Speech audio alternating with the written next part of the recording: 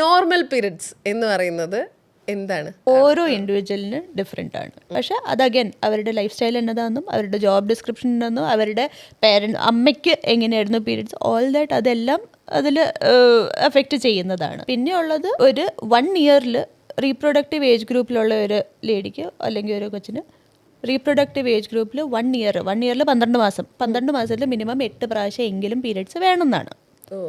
അത് in case ഒരു 45 to 60 ഡേയ്സിൽ ഒരു 2 മാസത്തിൽ പീരിയഡ്സ് ആകുന്നില്ലെങ്കിൽ first thing show a gynaecologist. എന്തുകൊണ്ടാണ് ഇതുപോലെ ആകുന്നത്?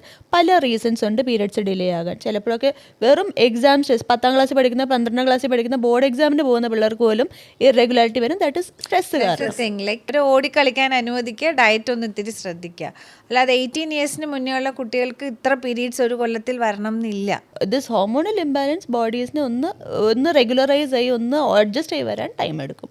ക്യാൻ ബി എനിവേ ബിറ്റ്വീൻ ഈ 12 to 18 ഇയേഴ്സിൻ്റെ ഇടയ്ക്ക്. 18ഉം അല്ല, ഒരു ജോബൊക്കെ ആയിട്ട്, അതിപ്പോൾ ഇന്ന് വി വർ ഡിസ്കസിങ്, ഒരു കോളേജ് കഴിഞ്ഞ് ജോബ് കഴിഞ്ഞ് ഒരു കല്യാണവുമായി ഒരു 25-26 ആകുമ്പോഴത്തേക്കും മോസ്റ്റ്ലി ഇത്രയും നാളെ എനിക്ക് PCOD ഉള്ളതാന്ന് പറഞ്ഞ് വരുന്ന ആൾക്കാർ പോലും റെഗുലറൈസ് ആവും പീരിയഡ്സ്. ഒന്നും ചെയ്യാണ്ട് പോലും regularise. That is when your body actually ഒന്ന് അഡ്ജസ്റ്റ് ആയി വരുന്നത്. സോ പേടിക്കേണ്ട ഒരു കാര്യമല്ല. ഈവൻ ഇഫ് ഒരു 45 ഡേയ്സ് ഒക്കെ ഡിലേ വന്നാലും പേടിച്ച് അയ്യോപത്ത് പറയേണ്ട ആവശ്യമില്ല ആക്ച്വലി.